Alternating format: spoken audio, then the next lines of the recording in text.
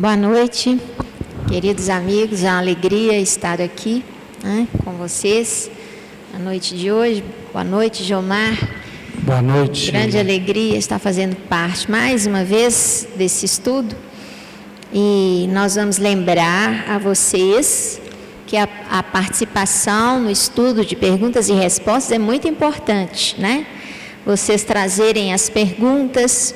Claro que pode ocorrer que não tenhamos a resposta no momento, né, Jomar? Porque não sabemos tudo, né? Não temos tudo pronto. Às vezes a dúvida de vocês pode ser a nossa dúvida também, né?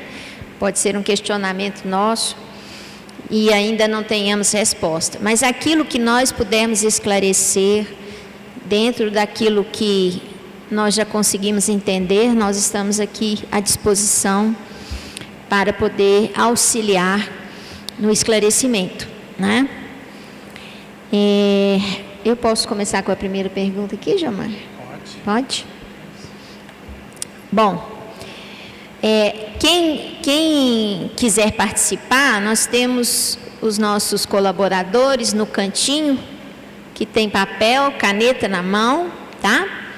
Para vocês fazerem as perguntas e nos enviarem aqui, tá bom? É uma grande alegria receber as perguntas.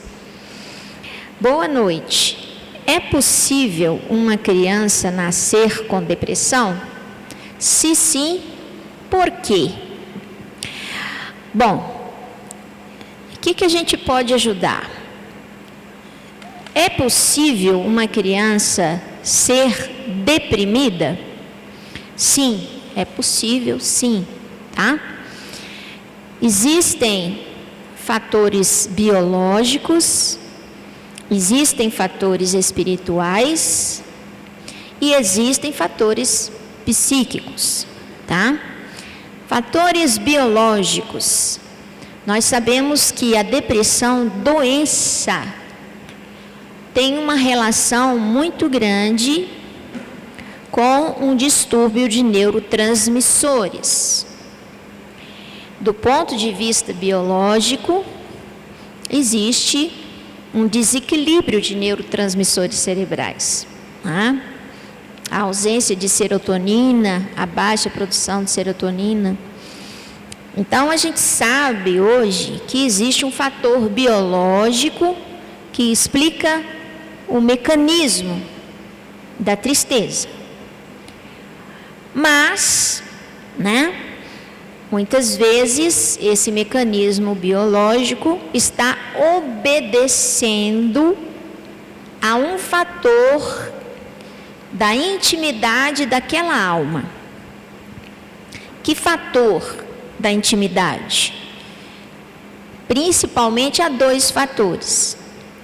Um fator que pode ser a herança psíquica de experiências pregressas, de vidas anteriores, onde o conteúdo emocional trouxe uma marca profunda no psiquismo, e essa marca profunda contribui para provocar esse desequilíbrio no campo orgânico.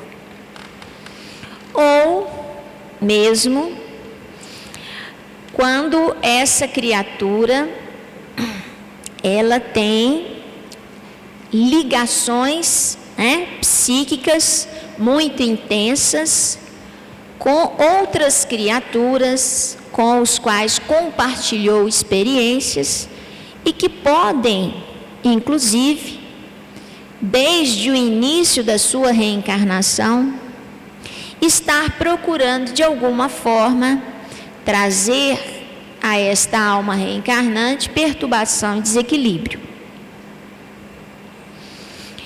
Então,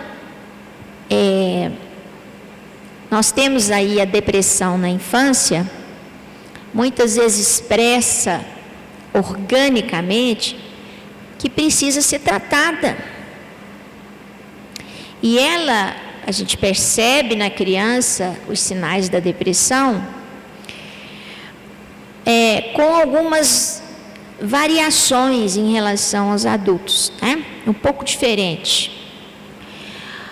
Porque o adulto demonstra muitas vezes a sua tristeza ou a sua falta de energia, sua falta de disposição, uma atitude melancólica diante da vida das pessoas, né?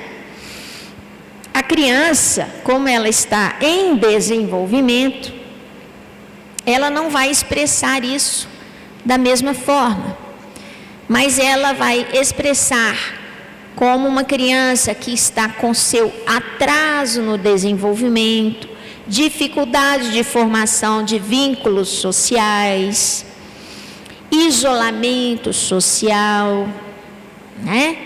Então a gente começa a perceber isso na criança, falta de motivação para brincar, isolamento. E aí, assim como no adulto, a criança precisa ser tratada. E muitas vezes o tratamento na criança, dependendo da intensidade, necessita também de apoio farmacológico. Pode não ser suficiente a terapia, né? Então, a criança pode precisar de medidas farmacológicas, até que se trabalhe com a criança as suas questões,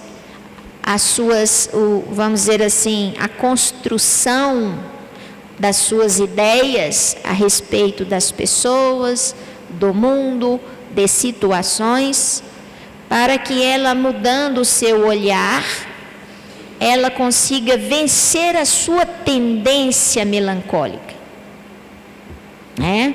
Consiga trabalhar contra essa tendência melancólica.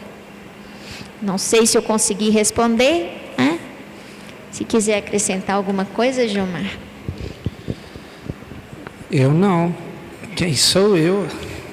Melhor que uma médica para responder problema de depressão.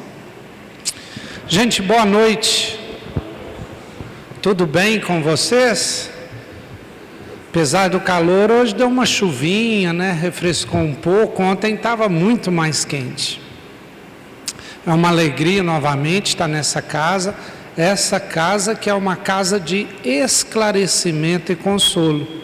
Então aproveitem a oportunidade para perguntar. Porque é um momento de pergunta que a gente pode esclarecer as nossas dúvidas.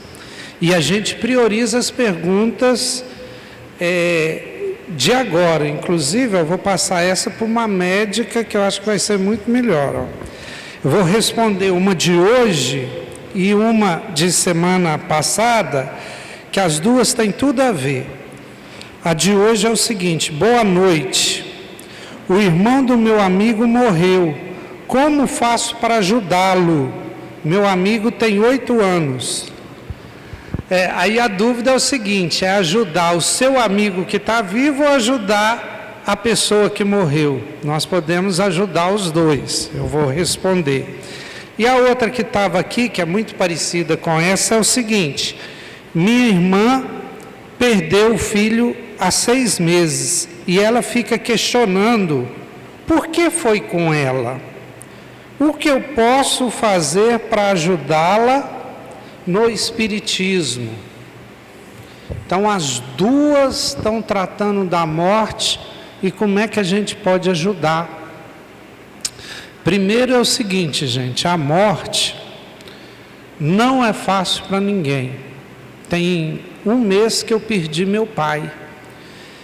Perdi, que eu falo, é que ele morreu, né? Desencarnou. E é natural, né, que a gente perca os nossos pais primeiro, né, e não que perca os filhos. Eu tenho 2 filhas, só de imaginar delas desencarnarem, eu já sofro, sem acontecer. Imagina o caso dessa mãe que aconteceu. E mesmo eu sendo espírita e conhecendo bem o Espiritismo, como eu estou sofrendo, entre aspas, com a morte do meu pai? Porque não é fácil, realmente a gente que está acostumado com aquela pessoa, vê ela sempre e tal, e está ali e conversa, e mesmo você sabendo que a morte é temporária, que a separação é temporária, você fica triste. Imagina alguém que vai viajar, né? Imagine que você vai para a Europa, eu vou ficar 1 ano sem te ver. Já é difícil. E uma pessoa que desencarna, que você não sabe quando vai revê-la. Então é difícil, a separação é difícil. E ainda mais quando é assim um filho. Agora, nós temos o seguinte, o que o Espiritismo pode nos dar? Primeiramente o consolo.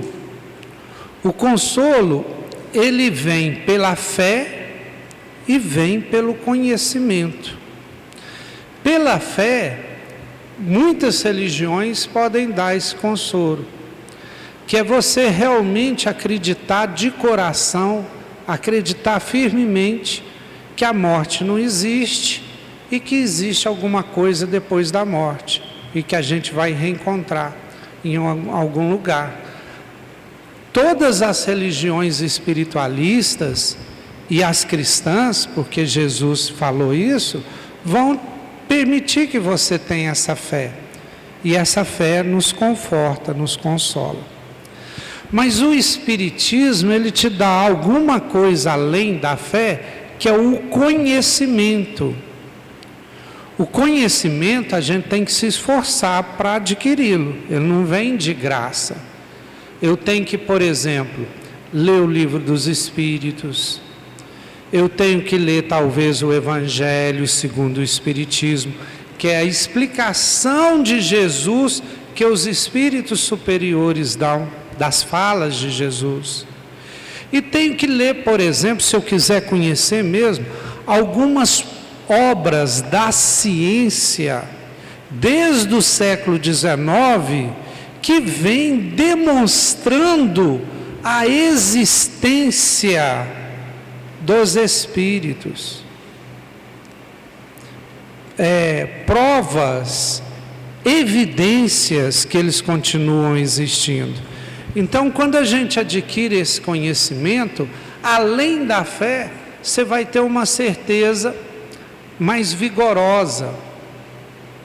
O Allan Kardec, né, o criador do Espiritismo, digamos assim, o codificador do Espiritismo, ele põe uma frase no Prolegômenos do Evangelho segundo o Espiritismo, que é muito interessante. Ele coloca assim: a fé inabalável é aquela que pode encarar a razão face a face em qualquer época da humanidade. Então ele vincula de alguma forma a fé à razão. E é isso que em toda a obra dele ele vai fazendo. Ele não aceita nada se não for confrontado com a razão. E aí, eu queria sugerir a leitura, e até se você puder presentear esse livro, ou pegar na biblioteca e mostrar. A gente não sabe aqui se a pessoa é católica, o que ela tem, mas é um livrinho de André Luiz, que eu acho que conforta e explica muita coisa para quem não tem conhecimento espírita, que é o último livro da coleção dele. Se eu não me engano, gente, a minha memória está falhando, mas acho que é A Vida Continua, tá? É o último livro da coleção André Luiz, é isso mesmo? A Vida Continua. E vai mostrar exatamente o desencarne de um casal católico que vai ser recebido numa instituição, e eles vão mostrando para ele vagarosamente como é que é a vida no mundo espiritual. Essa vida transitória que André Luiz narra muito, que é esse primeiro momento que a gente sai aqui desse mundo material e vai para o mundo espiritual, mas a gente não vai de repente para o mundo imaterial, né? Um mundo só espiritual. Não, passa por, vamos dizer assim, por comunidades, cidades transitórias, aonde ainda as coisas são muito materiais e que vai devagar, né, de forma vagarosamente mostrando para as pessoas que elas não estão mais no mundo material, que aquele mundo é diferente, que as coisas vão funcionando diferente. André Luiz é um repórter que vai mostrando esse mundo transitório. E por que eu falo transitório? Muita gente fica questionando que aquela realidade que André Luiz mostra no Nosso Lar e tudo, é a realidade espiritual. Não é. Ele fala sempre que é a primeira realidade, é onde os espíritos chegam, mas ele fala que a realidade espiritual mesmo é muito além daquilo. Se vocês lembram, em Nosso Lar, a mãe dele não vive em Nosso Lar. A mãe dele já está numa realidade mais evoluída. Ela aparece um pouco para ali motivá-lo, né? Consolá-lo, mas ela já está numa evolução maior. Então aquela realidade que André Luiz mostra é uma realidade aqui mais perto do planeta, transitória, que provavelmente todo mundo vai passar. Então isso aí ajuda, gente, ajuda. Mas não é fácil, nem para o espírita, nem para o católico, nem para o cristão, passar por esse fenômeno. Só que a gente tem que se munir da fé, se munir do conhecimento, para a gente atravessar esse caminho na maior tranquilidade possível, né? E ajuda muito, né? Mas é difícil, né?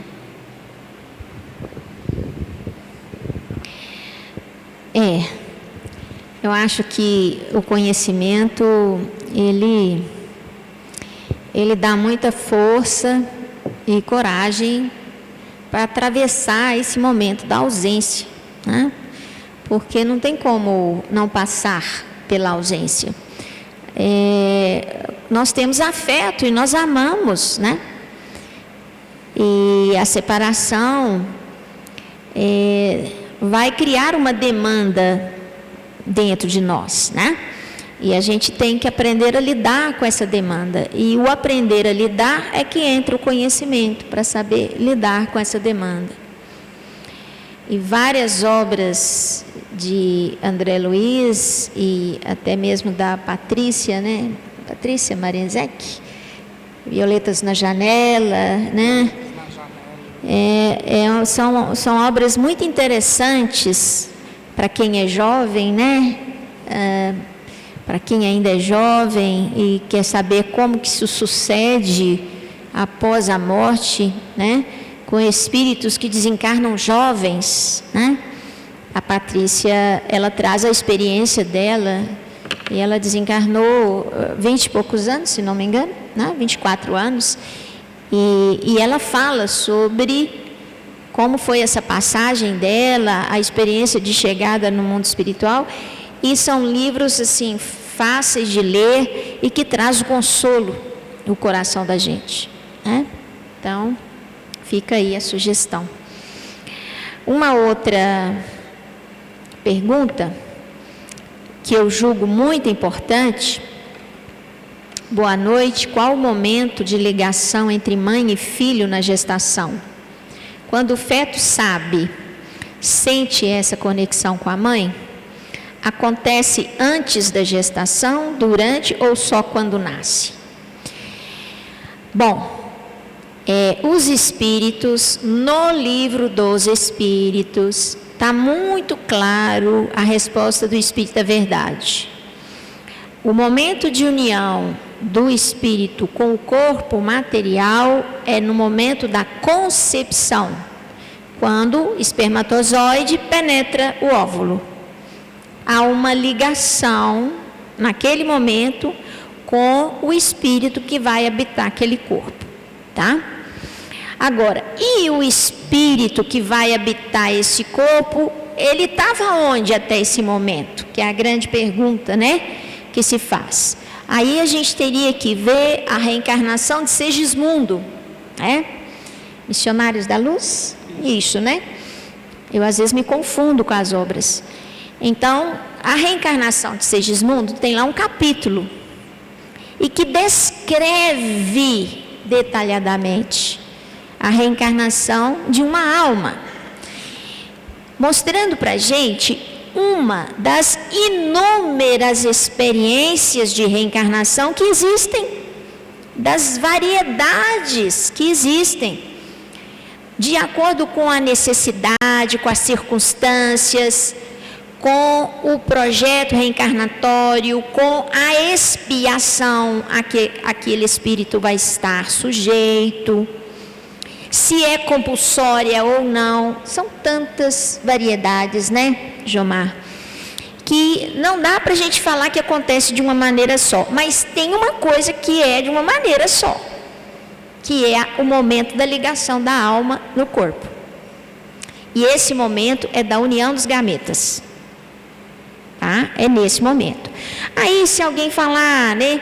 Ah, mas e aquele corpo que morre ainda no intraútero, né? Por que acontece isso? O que é feito do espírito se o corpo já morreu ainda dentro do útero materno? Então, existem várias situações que explicam a morte intrauterina. Muitas vezes é provação para os pais, na grande maioria das vezes. Outras vezes, a própria alma reencarnante, ela começa a alimentar um temor, um medo muito grande de uma nova experiência na Terra. E esse medo pode crescer a ponto dela conseguir provocar a perda desse corpo físico. Ela mesmo se desliga desse corpo físico, né? Quando ela começa a alimentar o temor e o desejo de não reencarnar. Então, alguns casos é porque o espírito fugiu, vamos dizer assim, entre aspas, né, daquele compromisso. Pode acontecer. Então, o momento da concepção é o momento da ligação da alma com o corpo físico, né? E há várias nuances que se estabelecem hoje em dia em relação a essa ligação. Por exemplo, quando a gente pensa do ponto de vista da ciência, quando a gente pensa nos bancos, né, de embriões, né? Os bancos de embriões, será que tem algum espírito ligado lá ou não tem? Né? Essa pergunta, ela sempre vem na nossa mente. O que a gente tem que ter em mente é que nada, exatamente nada, na natureza ocorre sem permissão divina e sem propósito. Tudo tem um propósito, né? Então, mesmo aqueles embriões que estão lá, congelados para serem implantados no útero materno, pode acontecer de ter uma alma ligada? Certamente que sim. Numa condição especial, necessária, em que aquela alma tenha aquela medida expiatória ou provacional. Então, a variedade é muito grande. Não existe nada no mundo, na natureza, no nosso meio, que não tenha um propósito e que não ocorra sem a permissão divina. Então, não sei se eu respondi.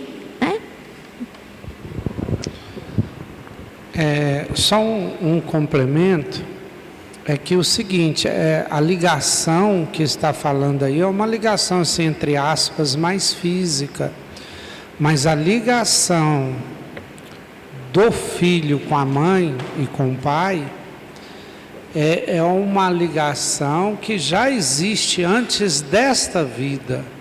Muitas vezes, e eu falo na quase totalidade das vezes, Quando a pessoa reencarna, ela já vem com a programação de ter um filho ou ter alguns filhos. Isso não é uma coisa que acontece também assim, sem planejamento.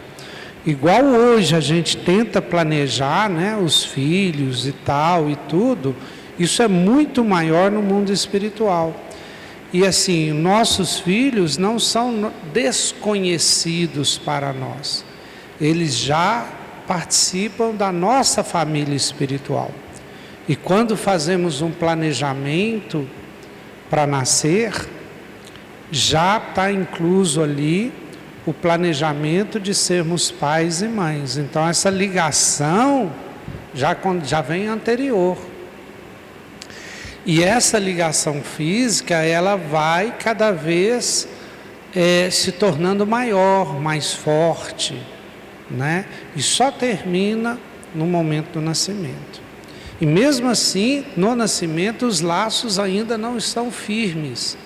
Eles vão se firmando durante toda a infância, né? É um processo complexo. E para os espíritos, isso eles nos dizem, o nascimento para eles é muito mais difícil do que é a morte para nós. Olha que interessante. Porque na morte a gente retorna para o convívio daqueles que foram antes de nós, para a nossa família espiritual e para o mundo que é realmente nosso. E aqui é como se fosse a internação, sabe aqueles colégios que você internava e ficava ali o dia inteiro e a noite inteira e não via os familiares, e você ia ali para aprender, para ralar e não sabia se você ia conseguir ou não. Então imagina uma ansiedade nossa quando vai para o internato aqui na vida, passar lá, sei lá, 7 anos, 10 anos. Para o espírito, quando reencarna, a ansiedade é muito maior, porque ele vem para esse mundo material, de prova e expiação, que não é fácil. Vocês sabem disso? Ou vocês acham que a vida é um piquenique? Quem aqui acha que a vida é um piquenique? Só tem trem bom?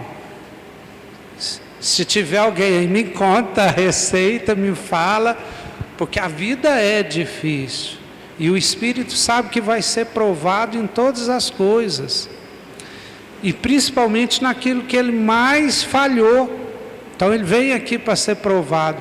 E aí vem essa ansiedade muito grande da reencarnação.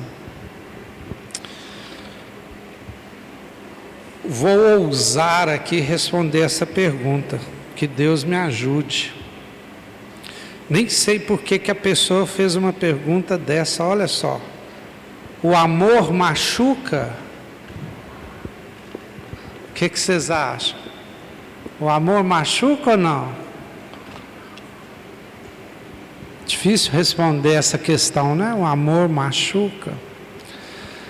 E aí, como a gente já é professor e conhece um pouco de filosofia, antes de responder, você tem que perguntar um tanto de coisa. Que amor que é esse? Porque amor hoje serve para tudo, não é não? Transformar o amor até em verbo. Fazer amor. Olha só. Então, o amor hoje representa um tanto de coisa. Que amor é esse que ela está perguntando? Essa é a primeira pergunta. E a segunda é o seguinte: machuca a quem? Porque tem um sujeito aqui que é o machucado, ou o possível machucado. Então a gente tem que refletir sobre essas questões para a gente questionar se o amor machuca. Aqui eu vou voltar aos gregos, que os gregos já tinham 3 palavras para o amor. A primeira era o eros. O eros, que gerou a nossa palavra erótico, e que é para nós esse amor-paixão, esse amor um a um, aquela paixão, né, que geralmente gera o sexo. Isso é um tipo de amor. O segundo era o filia. Filia é o amor da amizade. Ou nós vamos negar que a amizade também tem um tipo de amor? E o terceiro e mais bonito é o ágape. O ágape é o amor cristão, a caridade, aquele amor que a gente tem por toda a humanidade, sem querer nada em troca. É um amor também.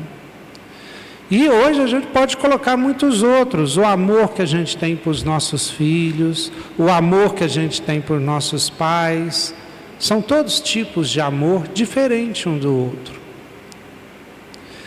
Então, primeiro é isso, né? A gente tem que saber que tipo de amor que estamos falando. E segundo, que eu falei para vocês, a quem machuca, né? Será que, por exemplo, o amor que é o amor eros, né, o amor da paixão, para uma pessoa que é ciumenta, uma pessoa que é extremamente ciumenta, aí a gente começa a responder que nesse caso o amor pode machucar. E eu estou entendendo, machucar não é físico, mas o machucar é um sofrimento mental, né, que sai do equilíbrio mental, saúde mental. Então o que acontece? O seu amor é um amor erótico, né, um amor paixão. Aí a outra pessoa conversa com uma outra pessoa, já gera um ciúme em você já fica doída. Mas se você não tem ciúme, se você leva esse amor num nível de respeito, de confiança, pode ser que não vá machucar. O amor cristão, o amor ágape, por exemplo, é um amor que não exige nada em troca. E ele só traz satisfação para nós. Você não quer nada em troca. O próprio ato de amar já lhe é satisfatório. O próprio sorriso, o próprio autoavaliação, a autoestima de você mesmo no momento que você tem um ato amoroso com o próximo, já é suficiente. Então não tem como ele te machucar. Ah, mas vai gerar inveja nos outros e os outros vão tentar te prejudicar. Problema deles, não é meu. Então, respondendo essa pergunta, o amor machuca? Depende de qual amor você está se referindo e depende da pessoa que vai ser afetada.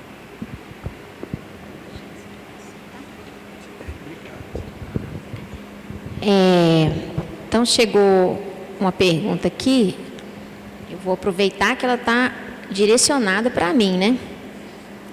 A palestrante, doutora Shirley, disse: não existe nada que não tenha sido um propósito divino. Então, os homicídios, os infanticídios, os assaltos e outras violências, os crimes praticados por criminosos, fazem parte do propósito de Deus? Ótima pergunta, hein? Excelente. Muito obrigada. Pergunta, e quer te apertar, viu? Quer te apertar. Agradeço demais, viu? De ter feito a pergunta. Olha, existem coisas que a gente tem que separar, né? O que é um propósito divino do que é obra dos homens, né? Então, a gente tem muitos acontecimentos e fatos na nossa vida que não fazem parte do projeto divino e que são ocorrências de nossas escolhas, são nossa atuação e cada um de nós cabe a responsabilidade por esta escolha, né? Até mesmo no Livro dos Espíritos, Kardec perguntou se por acaso uma criatura que nasce num meio, vamos dizer assim, muito propenso à violência, a cometer, né, atrocidades, vamos dizer assim, se ela estaria fadada a se tornar um criminoso, né? E os próprios espíritos nos dizem que não é bem assim, né? Que não existe esse determinismo como determinismo divino. Nós temos que entender que nós temos as nossas escolhas e respondemos por elas diante não só da lei dos homens, né, da nossa sociedade organizada na Terra, mas também diante da lei kármica de causa e efeito da lei divina. Qual que é o propósito divino diante de uma criatura que comete homicídio, assalto ou outras violências? O propósito é a recuperação dessa alma, é a educação dessa alma para que ela faça melhores escolhas.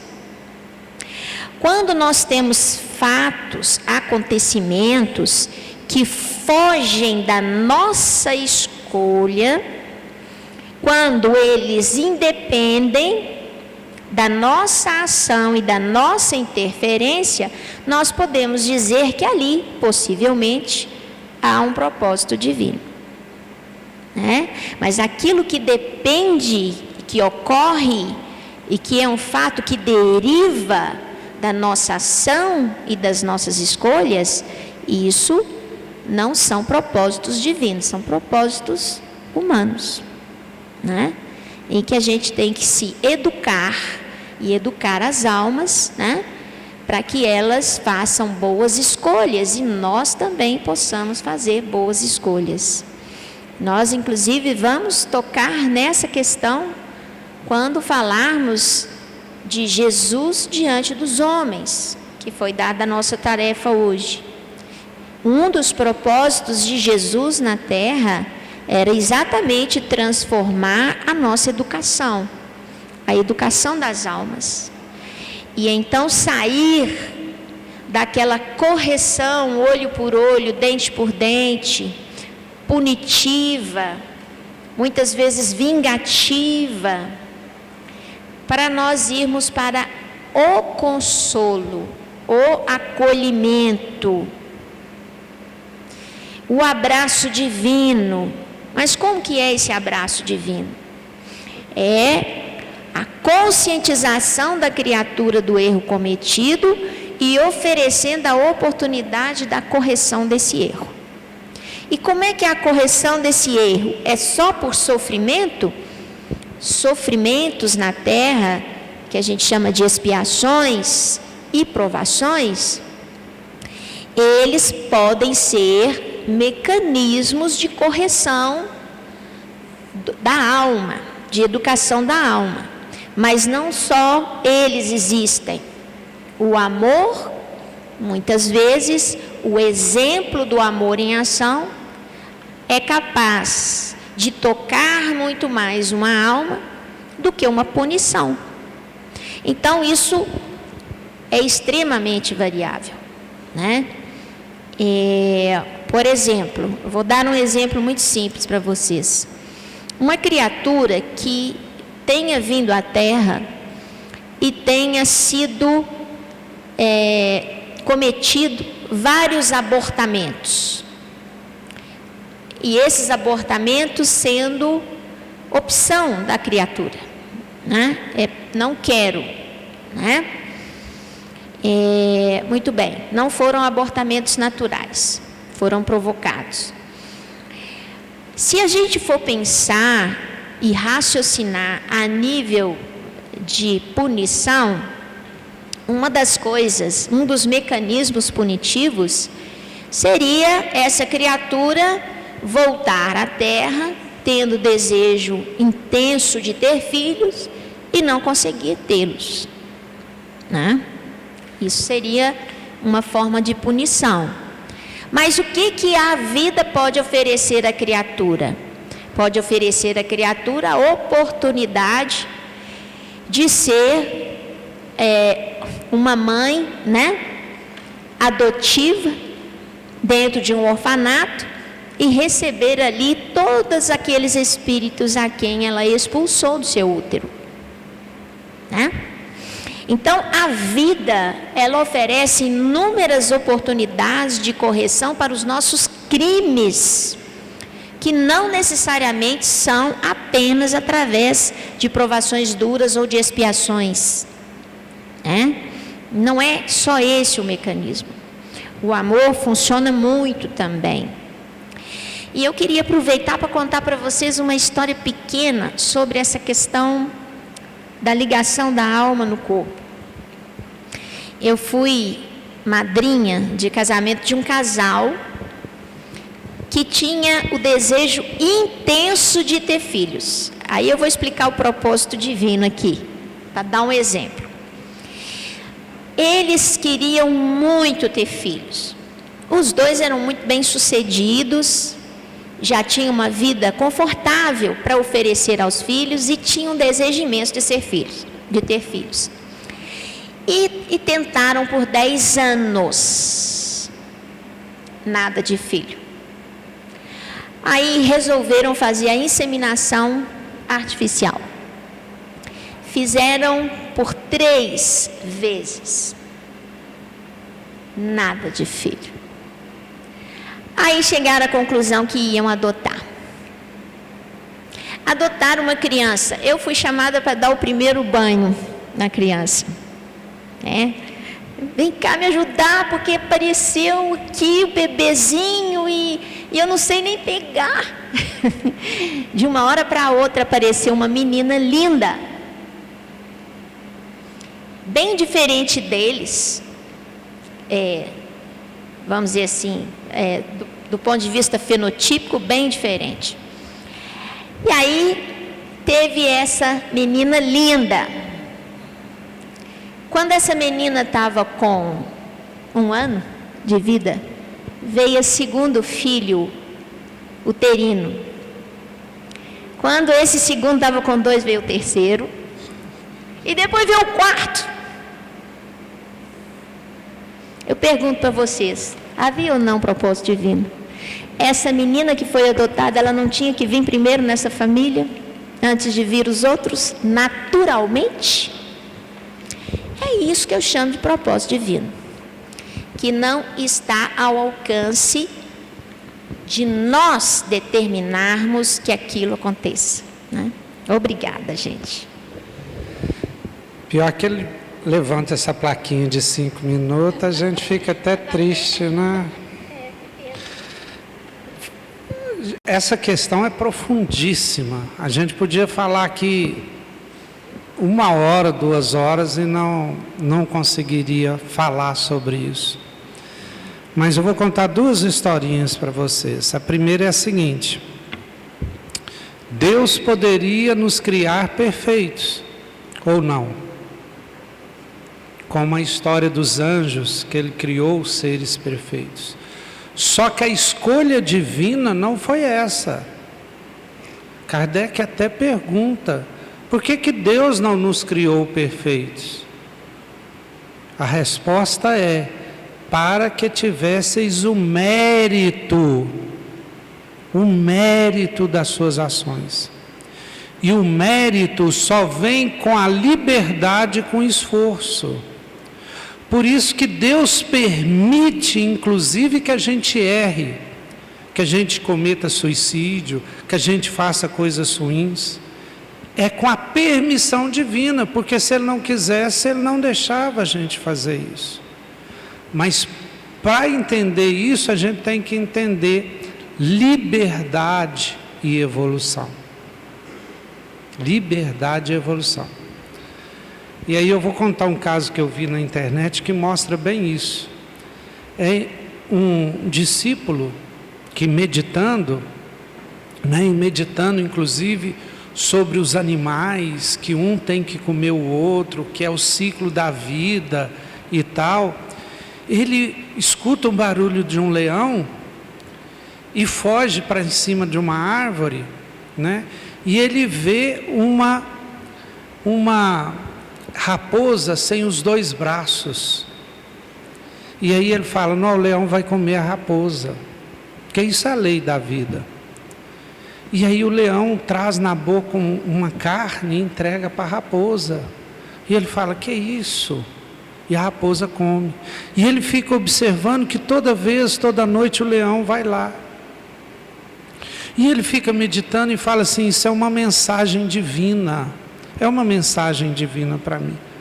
E eu vou ficar aqui meditando porque eu acho que eu não preciso preocupar em comer, eu não preciso preocupar em lutar pela vida, porque alguma coisa vai acontecer e alguém vai trazer comida para mim. E ele ali fica meditando 1 dia, 2 dias, 3 dias. No 4º dia ele já está tonto, né? Morrendo de inanição. Chega um yogi para ele e fala assim: por que você está assim? Como é que você chegou nessa situação? E ele vai e conta essa história para o yogi, e o yogi fala assim, ele pergunta: você não acha que isso é uma mensagem divina para mim? Aí o yogi fala: eu acho que é uma mensagem divina. Realmente é uma mensagem divina para você que estava meditando aí sobre os animais, que um animal come o outro, que tem a lei da sobrevivência e tal. Eu só não entendo por que você preferiu ser a raposa ao invés do leão.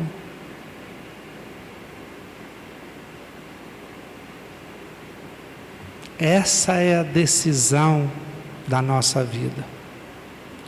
Escolhermos ser o leão, que traz alimento para aqueles que não podem.